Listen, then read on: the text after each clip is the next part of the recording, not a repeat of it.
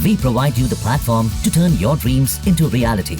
Give wings to your aspirations with KR Mangalam University. हमारे साथ जुड़ चुके हैं ऋषि भट्ट। ऋषि भट्ट वो हैं जब पहलगाम में हमला हुआ तो एकमात्र ऐसे चश्मदीद जिनके कैमरे में, उनके फोन के कैमरे में ना सिर्फ ये पूरा वाकया जो है वो कैद हुआ, बल्कि आतंकी भी आपको उनके फोन के इस कैमरे से ली गई जो तस्वीर है, जो वीडियो है, उसमें साफ तौर पर नजर आ रहे हैं। ऋषि भट्ट खुद इस वक्त हमारे साथ जुड़ चुके हैं और ऋषि भट्ट खुद ही बताएंगे कि क्या हुआ था। ऋषि जी, आप बहुत लकी हैं कि आप उस आतंकी हमले में बचकर आ गए अपने परिवार के साथ, और मैं मानती हूँ कि वाकई आपको ये एकदम ये सदमा ऐसा है कि आप इससे कभी निकल नहीं पाएंगे, लेकिन क्या बता पाएंगे कि क्या हुआ था? जय हिंद मैडम। जय। उस टाइम पे मैं 11 बजे के करीब वहाँ पे पहलगाम पहुँचा था और वहाँ के लोकल साइट सीन करने के बाद करीब मैं 2 बजे ये जिप लाइन के अंदर जा रहा था फैमिली के साथ। तो मेरे से आगे पहले भी 3 फैमिली थी, करीब 8-10 लोग थे, जिन लोगों का था उसके बाद मेरा नंबर था साथ में। तो एक चीज अहमदाबाद आने के बाद हमने ऑब्जर्व किया कि क्या हुआ, हम लोग जब ये कर रहे थे तो हमारे से आगे जो लोग का ये रोप ग्लाइडिंग हो रहा था, उस टाइम पे वो बंदा जो वीडियो में दिख रहा है वो बंदा कुछ नहीं बोला है। इनफैक्ट मेरी फैमिली, मतलब मेरी वाइफ, मेरे बच्चे भी जो जा रहे थे उस टाइम पे भी वो कुछ नहीं बोला है। और जब मेरा रोप ग्लाइडिंग हो रहा था उसी टाइम पे वो बंदा 3 बार अल्लाह अकबर बोला है और सेम टाइम पे वहां से फायरिंग स्टार्ट हुआ है। अच्छा, तो ये लग रहा है कि जिस वक्त आप जिपलाइन कर रहे थे उस वक्त आप बहुत इत्मीनान से हैं, मतलब आपको शायद पता नहीं चला या उस बीच ही आपको पता चल गया जब आप जिपलाइन कर रहे थे? कब पता चला आपको? सर उस टाइम पे मैडम, मैं उस टाइम पे तो एंजॉय कर रहा था, वहाँ पे घूमने के लिए गए थे। तो हुआ क्या था कि मैं अपना सेल्फी स्टिक लेके अपने वीडियो बनाने में थोड़ा मशगूल था। तो मुझे ये चीज पता ही नहीं चल रही थी कि नीचे आतंकवादी हमला चल रहा है। तो वो जो गोलियों की आवाज जब मैं वहाँ पे हुक हुआ उसी टाइम से आवाज चालू हुई थी जब वो बंदे ने 3 बार अल्लाह अकबर बोला था। पर वो चीज मेरे को ध्यान में नहीं आया था। मैं करीब 15-20 सेकंड हो गया, उसके बाद जब नीचे से मेरी वाइफ चिल्ला रही थी उस टाइम पे ये पता चला कि भाई ये कुछ गलत हो रहा है। तो मैंने रोप को बीच में हाथ से पकड़ के रोका और उसके बाद वहां से मैंने जंप किया था। तो ये जो शख्स था, आप ये कह रहे हैं जो अल्लाह अकबर के जिसने नारे लगाए, ये क्या एक साइन था, क्या ये इशारा था, क्या उसके बाद ही वहां पर फायरिंग शुरू हुई? क्योंकि हम ये तो सुन पा रहे हैं कि वो तो अथॉरिटीज और अपनी सरकार और पुलिस वाले ही चेक कर पाएंगे। मुझे पता चला कि वो शख्स को कल रात को पकड़ लिया गया है। तो क्या पर ये चीज मैं बता सकता हूँ कि मेरे से पहले किसी में नहीं, और उसने अल्लाह अकबर 3 बार जो बोला वो मेरे टाइम पे ही बोला था और तभी से फायरिंग स्टार्ट हुआ है। तो आपको, क्योंकि जब आप जिप लाइन बिल्कुल स्टार्ट कर रहे थे उसी वक्त एक गन शॉट जो है वो सुनाई वहां पर देता है, आप उस वक्त वो नहीं सुन पाए थे? शायद आप उस वक्त बहुत एक्साइटेड थे। नहीं सुन पाया था। इनफैक्ट उसके बाद अगर आप वीडियो में देखोगे तो मैंने भी ये चीज 4 बार देखी।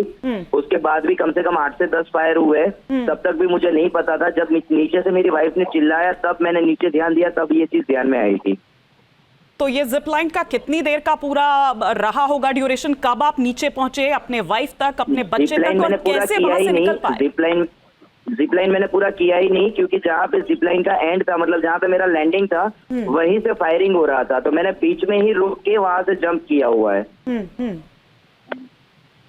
ठीक है, तो फिर आप वहां से कैसे निकले? क्या जो वहां पर किसने आपको रेस्क्यू किया, किसने आपको मदद की वहां पर, या फिर आप तीनों खुद ही वहां से निकलते चले गए बचते हुए? मैंने जब जंप किया तो मैं मेरी वाइफ और मेरे बेटे को लेके वहां से सेफ जगह ढूंढ रहा था। तो मुझे जो 2 पहाड़ी के बीच का जो छोटा सा कैनल जैसा होता है वो दिखा, तो वहां पे हम लोग उल्टे लेट गए थोड़ी देर के लिए। जब फायरिंग बंद हुआ तो हम वहां से उठे और वहां से फिर हमने भागना चालू किया। जब हम भागे तो हमारे साथ कुछ और फैमिलीज भी थी, और उनको जब हम भागे तो वापस फायर चालू हुआ, और उसमें से भी हमारे साथ जो लोग भाग रहे थे उसमें 2 लोगों को गोली लग गई थी। फिर हम लोगों ने स्ट्रेट भागने की जगह पे हम लोगों ने zigzag भागना चालू किया, और फिर हम लोग पार्किंग की साइड भागे। जब हम लोग नीचे उतर रहे थे तो उस टाइम पे आर्मी आ गई थी, करीब 150-200 लोग आ गए थे। ऊपर चॉपर भी घूमना चालू हो गया था और आर्मी ने पूरा मतलब अपने अंडर ले लिया था वो माहौल। लेकिन जिस जगह पर सैलानी थे या जिस जगह पर आप लोग थे वहां पर किसी तरह की कोई सिक्योरिटी नहीं थी? वहां पर कुछ नहीं था जब ये हुआ? उस टाइम पे नहीं थी। जब मैं 11 बजे के करीब एंटर हुआ था उस टाइम पे वहाँ पे पुलिस वाले थे, पर शायद मैं ये मानता हूँ कि जो टाइम पे ये 2 बजे के करीब जो हुआ था, 2 सवा 2 बजे, उस टाइम पे शायद नमाज का टाइम था, तो जो ऑफिसर थे वो शायद नमाज पे गए हो, ये मैं अज्यूम करता हूँ। मुझे पता नहीं है, मैं ये अंदाजा मार रहा हूँ क्योंकि 2 बजे की नमाज जो होती है, तो शायद ये लोग नमाज पढ़ने गए और उसी टाइम ये आतंकवादी हमला हुआ। आप लोग किस वक्त पहुंचे थे और जिस वक्त आप लोग वहां पर पहुंचे, क्या आपको कुछ अजीब, कुछ संदिग्ध या कुछ ऐसा लगा वहां पर? कुछ भी नहीं लगा मैडम। 2 बजे तक, इनफैक्ट 2 बजे तक सब लोग एंजॉय कर रहे थे, सब लोग वो जगह का, माहौल का मजा ले रहे थे।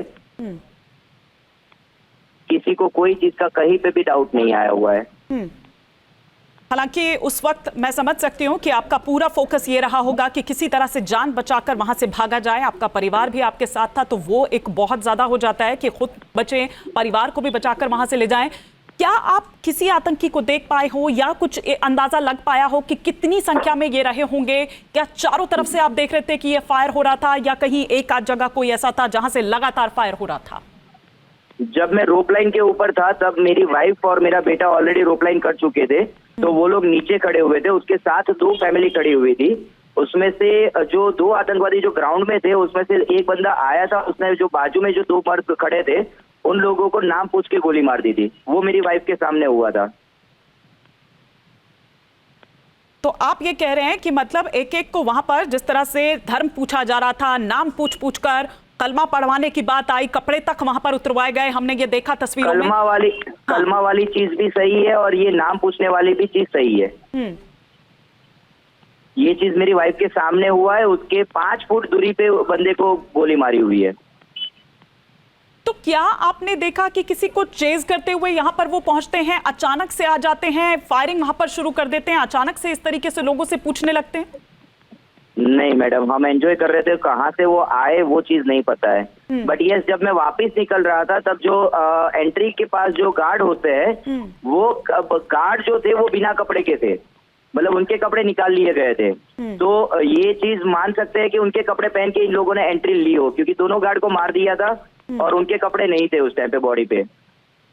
मतलब ये जो कहा जा रहा है कि इंडियन आर्मी के कपड़ों में वो थे, आप कह रहे हैं कि वहां पर किसी को मार कर? इंडियन आर्मी नहीं मैडम, इंडियन आर्मी के कपड़े नहीं बोल रहा हूँ मैं, जो गार्ड होते हैं, गार्ड्स के कपड़े, प्रॉपर्टी गार्ड होते हैं। जी जी जी, ठीक है।